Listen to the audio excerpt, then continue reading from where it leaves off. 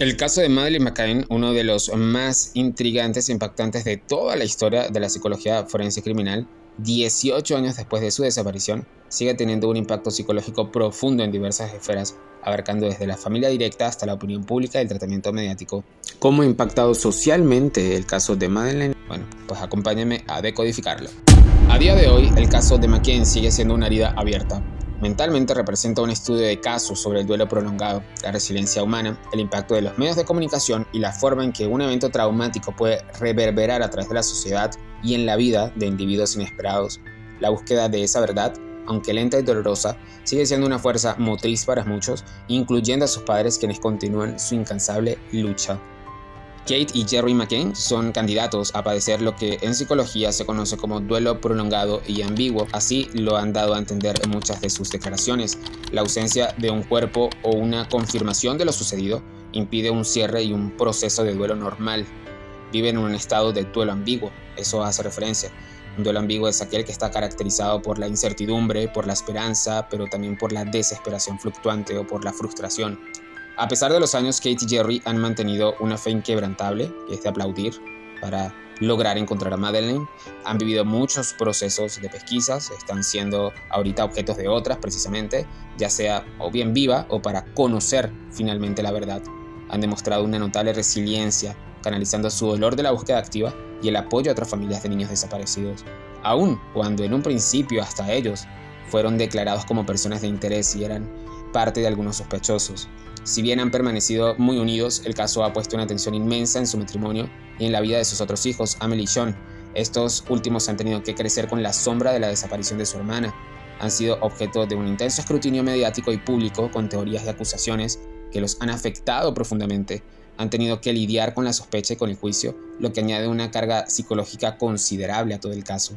La pequeña Madeleine McCann ha cautivado y obsesionado a la opinión pública global.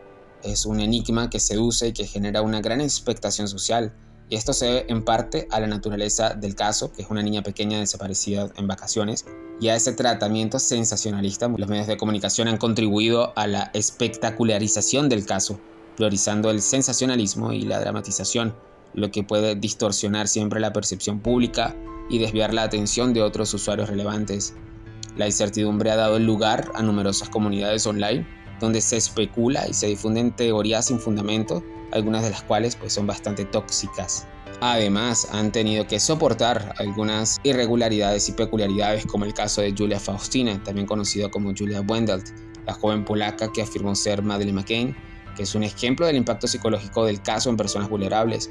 Aunque las pruebas de ADN desmintieron su afirmación, su historia refleja una posible búsqueda de identidad, lagunas en la memoria, afasias y un historial de trauma y abuso, lo que la llevó a creer finalmente en esa posibilidad, porque de alguna manera necesitaba compensar el vacío que tenía en su vida. Julia fue objeto de una enorme atención mediática y de acoso en redes sociales, lo que subraya los peligros de la difusión de la información sin verificar y ese juicio público en los casos tan sensibles como este. Ella misma expresaba arrepentimiento por el dolor que pudo haber causado a la familia McCann. A pesar de los años y los numerosos callejones sin salida, los investigadores y las autoridades continúan trabajando en ese caso, lo que puede generar bastante frustración y desgaste psicológico porque, bueno, una vez más vamos a abrir el caso, una vez más hay nuevas pistas, una vez más vamos a intentar de llegar a la verdad, a una verdad que finalmente nunca han llegado después de 18 años. También es un compromiso persistente por tratar de finiquitar o cerrar el ciclo de la historia de la pequeña Madeleine. El caso ha impulsado debates, análisis en el campo de la criminología y de la psicología forense, buscando comprender mejor los perfiles de los desaparecidos, los delincuentes y ese impacto psicológico de estos crímenes. Llevar un duelo en un caso como el de Madeleine McCann, con la incertidumbre de la verdad después de tantos años y la intensa presión mediática, es una de las experiencias psicológicas más desafiantes que una persona puede afrontar. La incertidumbre, la desesperanza, la desesperación fluctuante. Esta es la piedra angular del duelo ambiguo. No saber si el ser querido está vivo o está muerto genera siempre una agonía constante, un nunca acabar, que se puede convertir en un estresor de depresión.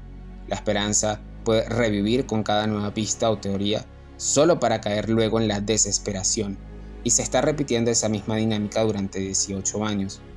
Incertidumbre, esperanza de que algo va a pasar, y luego la desesperación fluctuante. porque no se logra un avance significativo.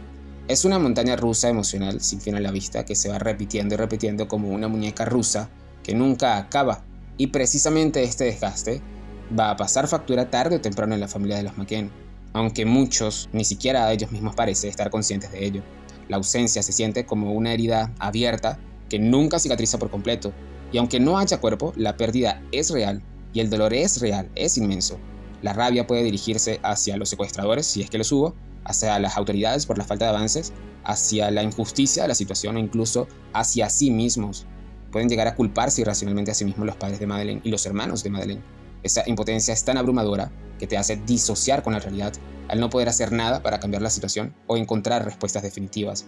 Los padres a menudo experimentan una culpa inmensa no solamente por lo sucedido, por haberla descuidado tal vez unos pocos minutos en aquella tarde aciaga y horrible, pero también una culpa de preguntándose permanentemente si pudieran haber hecho algo diferente para prevenir esa desaparición, si pudieran haber hecho algo diferente para mejorar la investigación, para que pudieran obtener resultados y avances más significativos. Esta culpa es devastadora, es persistente, es como un quiste que va creciendo en el cuerpo, en este caso en nuestras emociones y en nuestras cogniciones.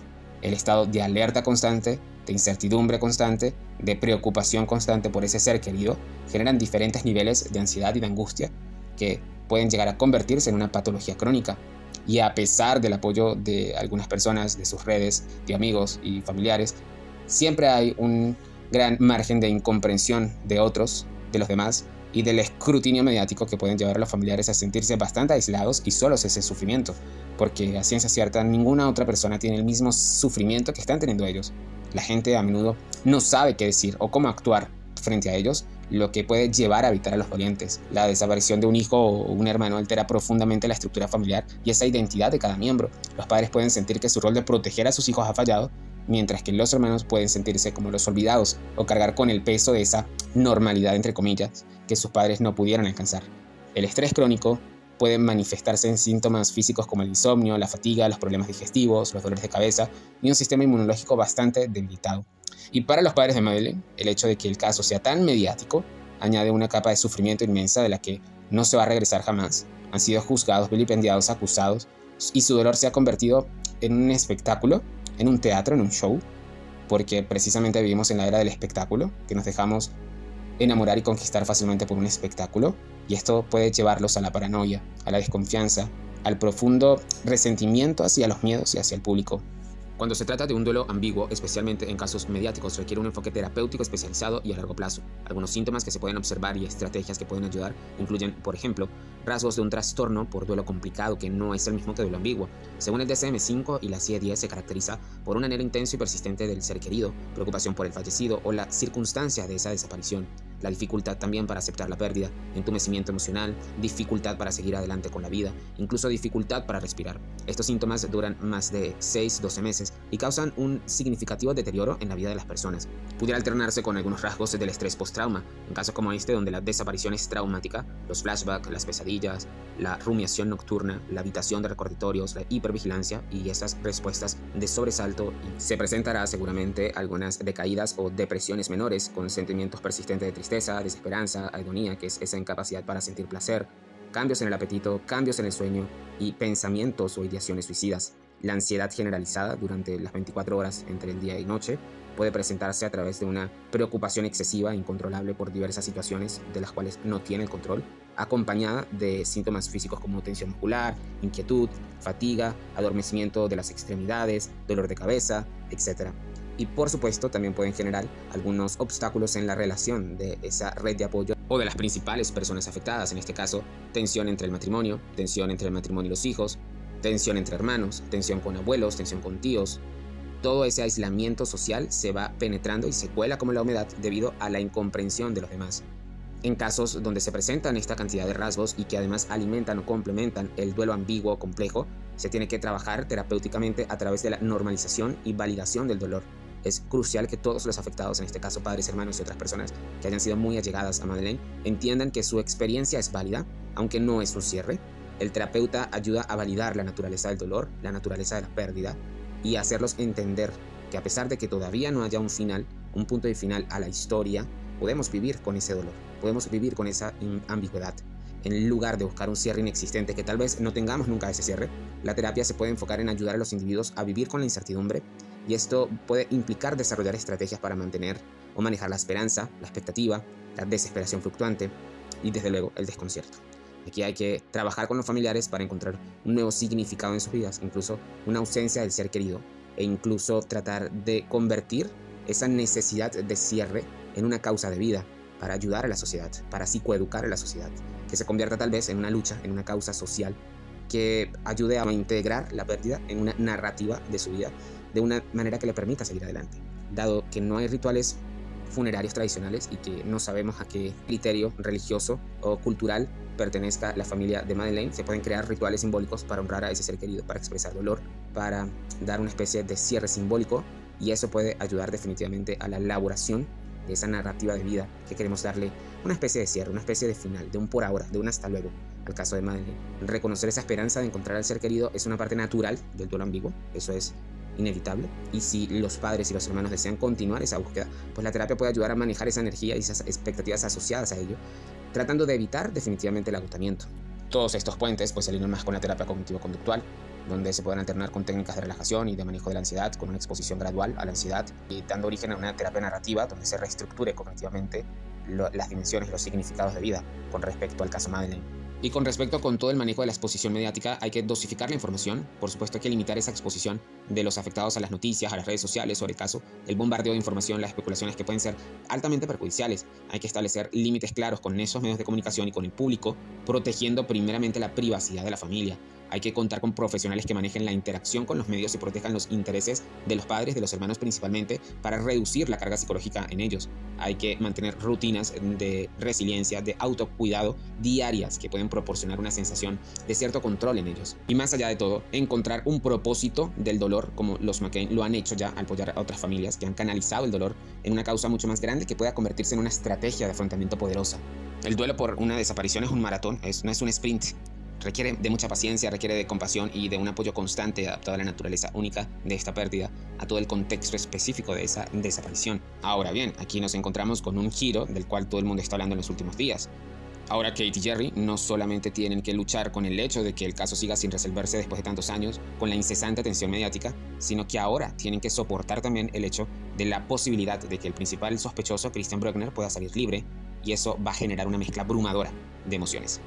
¿Y por qué? Bueno, porque cada nuevo giro en la investigación que no conduce a una resolución definitiva es un nuevo golpe. Están expuestos a demasiados golpes. La idea de que el principal sospechoso podría quedar en libertad sin cargos, además por la desaparición de Madeleine, es devastadora y va a aumentar la frustración por esa falta de justicia. Además va a alimentar más esa incertidumbre, que ya es la base de su duelo ambiguo, y esas nuevas pesquisas y esa situación legal de Bruckner reviven la angustia, la ansiedad sobre el destino de la niña y esa posibilidad de que la verdad nunca definitivamente se va a descubrir. Y a pesar de sus incansables esfuerzos, sienten la impotencia de no poder controlar el curso de la investigación y el sistema judicial una vez más. Es como si cada año que pasa sin Madeleine, y especialmente en fechas significativas como su cumpleaños, como se mencionó por ejemplo hace poco que hablaron por última vez antes de su cumpleaños número 22, intensifica plenamente el dolor de esa ausencia y la idea de que el tiempo se agota para encontrar respuestas a una carga muy pesada. Pese a todo eso, Katy y Jerry creo que han demostrado una notable resiliencia y una determinación inquebrantable para seguir buscando a Madeleine, para seguir buscando la verdad, y su objetivo principal sigue siendo encontrarla viva o para saber al menos qué le pasó. Han tenido 22 años. Desde que el impacto los sorprendió, desde que se desapareció el motor de su vida, desde que enfrentaron el juicio mediático, judicial y público, son 22 años de lucha incesante que parece estar muy lejos de acabar. En los más recientes informes, en esos hallazgos e investigaciones que se realizaron en los últimos días, se ha mencionado que encontraron pequeños fragmentos de ropa y huesos de animales que han sido enviados directamente a Alemania para su análisis, y algunos ex altos oficiales de policía han sugerido que esa celebración de la policía al final de la búsqueda podría indicar un avance significativo. Y de hecho, recientemente el Ministerio del Interior del Reino Unido ha aprobado más fondos para la investigación, lo que eleva el total gastado en el caso a más de 11 millones. Uno de los más millonarios en todo el Reino Unido, precisamente en toda su historia.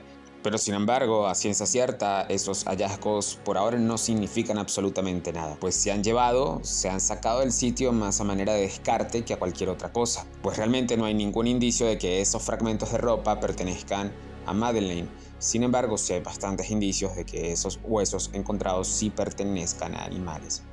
De alguna manera, la justicia inglesa y la sociedad en general parece reclamar un culpable definitivo para la causa de Madeleine, y por supuesto la persona más cercana al sospechoso más habitual es precisamente Christian Bruckner. Sin embargo, también es muy extraño que se hayan encontrado algunos restos de ropa y de huesos justamente 2 meses antes de que Christian fuera procesado, mejor dicho, liberado de sus otros cargos que presenta en prisión. Queda una culpabilidad ambigua y un resquemor, una cierta duda, porque a pesar de que Christian Bruckner, por ejemplo, no fuera el verdadero culpable de la desaparición de Madeleine, pues de alguna manera se le quiere mantener en la cárcel sí o sí, porque sigue siendo el sospechoso más habitual de esta causa. Hay que recordar que Christian Bruckner pues, será liberado en prisión en septiembre, después de que una mujer misteriosa de identidad desconocida pagara sus multas pendientes y le haya costeado además una cirugía estética en la que Christian se ha modificado su apariencia para optimizar su proceso de reinserción social. Más allá de su hipotético final, la desaparición de Madeleine McCann ha tenido un impacto social masivo y multifacético. Ha resonado mucho más allá de su trágica singularidad. Sus ramificaciones se han sentido a nivel global y han influido en diversas esferas, desde esa percepción pública de la seguridad infantil hasta los protocolos de búsqueda de personas desaparecidas y todo el papel de los medios de comunicación. En Europa, sobre todo, se ha generado una especie de efecto Madeleine. ¿Y por qué le han llamado así los psicosociólogos? Lo han llamado así para darle volumen a la vulnerabilidad de los niños en entornos turísticos. Criterio muy importante, ojo, específicamente en entornos turísticos, incluso en complejos que son aparentemente seguros. Muchos padres, especialmente en el Reino Unido y otros países occidentales, se volvieron mucho más cautelosos a la hora de dejar a sus hijos solos o desatendidos, incluso por periodos cortos durante las vacaciones, y esto es gracias precisamente a lo sucedido con Madeleine McCann. Se ha observado además un aumento en esa preocupación por la seguridad de los niños, llevando a cambios en las rutinas de vacaciones, como evitar dejar a los niños durmiendo solos en habitaciones del hotel o en apartamentos, o a la contratación de niñeras certificadas. Se ha abierto un gran debate sobre la responsabilidad de los padres y los límites de la supervisión, generando opiniones bastante polarizadas en la sociedad. El caso McCann, con su inmensa cobertura mediática, ha puesto de manifiesto ese poder burocrático y todas esas deficiencias de la publicidad global en la búsqueda de niños desaparecidos. Contribuyó además a la adopción y a la mejora de sistemas de alerta rápida como las de alerta Amber en América, aunque estas ya existían en otros países. Reveló también la complejidad y, en ocasiones, la fricción entre las fuerzas policiales de diferentes países, en este caso enfrentando a Portugal con Reino Unido, con Alemania, con todas sus diferentes operaciones de búsqueda y con todas sus hipótesis en investigaciones transfronterizas que no logran concatenarse y ponerse de acuerdo para arrojar una sola teoría y un solo resultado. Esto ha impulsado a grandes discusiones sobre la necesidad de una mayor armonización y colaboración en casos internacionales de personas desaparecidas. El gobierno británico ha invertido millones de libras en la investigación, lo que subraya esa presión pública para que se dediquen recursos realmente significativos a casos de desaparecidos de alto perfil. El caso de McCann también se ha convertido en uno de los casos de personas desaparecidas más mediáticos de la historia, con una cobertura continua, extensiva en prensa, en televisión y más tarde en las redes sociales. Cuando sucedió esta desaparición, las redes sociales apenas comenzaban, pero ahora McCann es la gran protagonista en todos los canales de True Crime, por ejemplo en YouTube y en TikTok.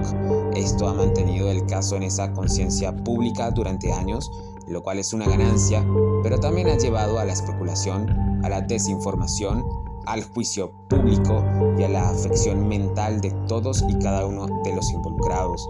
Los padres de Madeleine y los hermanos han sido objeto de escrutinio mediático implacable e incluso han llegado a ser declarados arguidos, sospechosos formales, personas de interés por la policía portuguesa en una etapa temprana, y mientras que la policía de Reino Unido los mostraba como víctimas perfectas, lo que ha generado una ola de simpatía por ellos, pero a la vez de crítica y de teorías conspirativas en torno a ellos.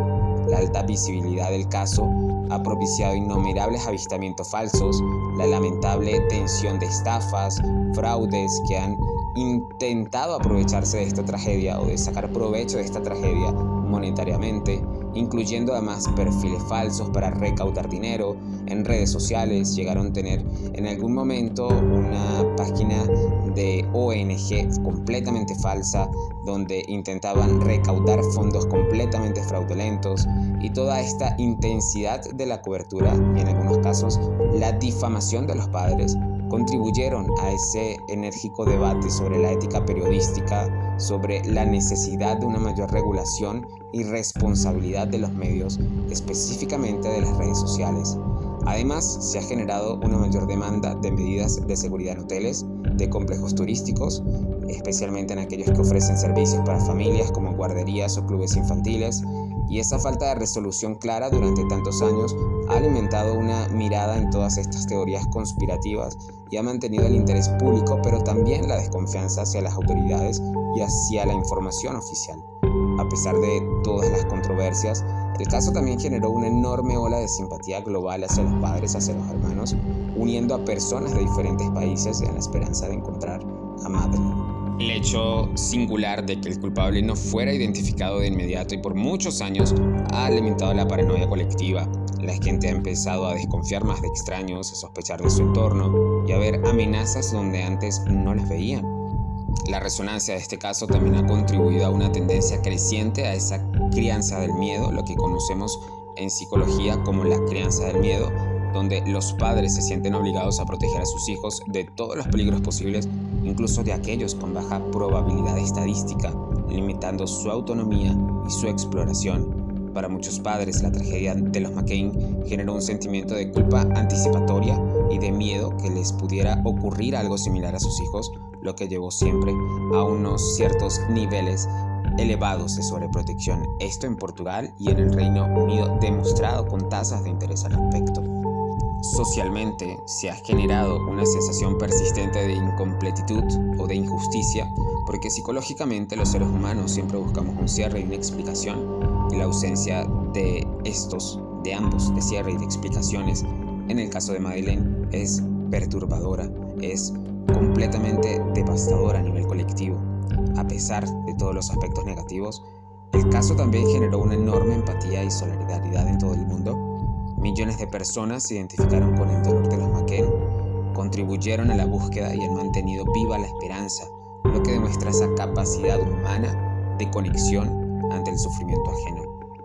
En esencia, el caso de Madeleine McCain no solo es una tragedia familiar, no es solo la historia de una niña desaparecida, sino un trauma colectivo que ha alterado las percepciones de la seguridad, de la dinámica social y de la dinámica familiar, dejando una huella psicológica y emocional duradera en la forma en la que las sociedades perciben y reaccionan ante una desaparición forzosa y sobre todo de las personas más importantes del mundo, los niños.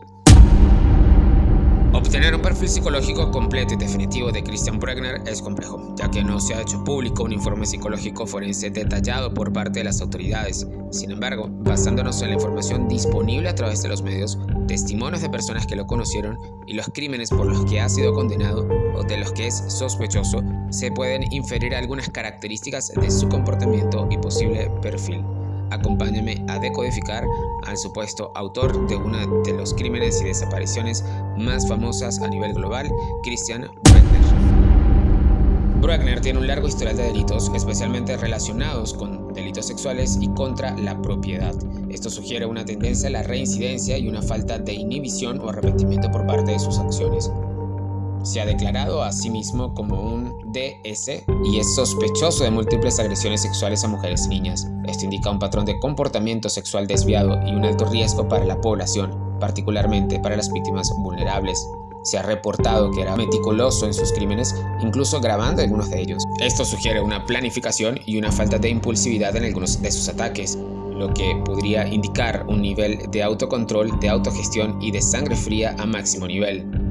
Algunos testimonios sugieren que Bruckner podría ser un gran manipulador. Por ejemplo, a su compañero de celda en prisión siempre le preguntaba si era un PDF o si había tenido este tipo de comportamientos con menores de edad, posiblemente para sondearlo o para encontrar puntos en común como compañeros de celda. No le preguntaba por ningún otro delito ni por ninguna otra inquietud, sino específicamente por eso. Seguramente Bruckner intentaba entablar una empatía o un puente de conexión entre ambos. Es muy cierto que vivió una vida en gran parte marginal en Portugal, realizando trabajos ocasionales y residiendo en vehículos o propiedades aisladas. Esto podría indicar una dificultad para integrarse en la sociedad o una preferencia por un estilo de vida que le permitiera evadir el escrutinio.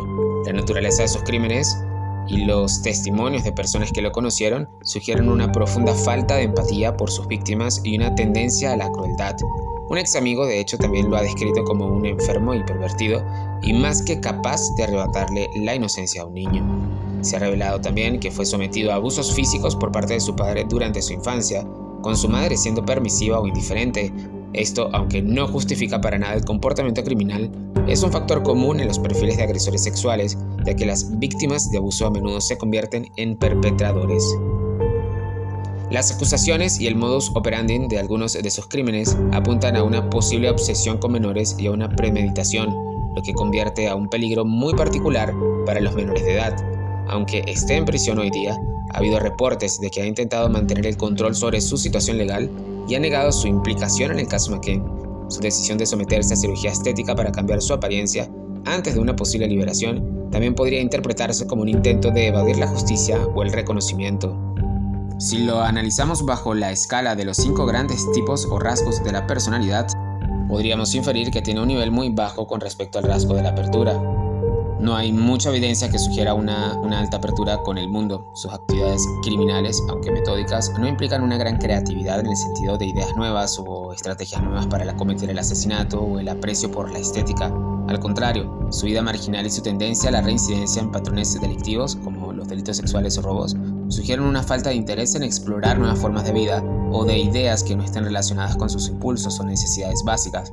Es mucho más probable que sea convencional en su pensamiento, pero con una moral bastante desequilibrada. En el rango de la responsabilidad o escrupulosidad, pues también manifiesta niveles muy bajos. Corresponde con una gran falta de fiabilidad, pues su historial criminal es extenso y esas reincidencias demuestran una total falta de fiabilidad y de respeto por las normas sociales y legales. Tiene 0 en responsabilidad y disciplina. La desorganización personal, a pesar de ser meticuloso en la ejecución de sus crímenes, su vida en general era bastante caótica.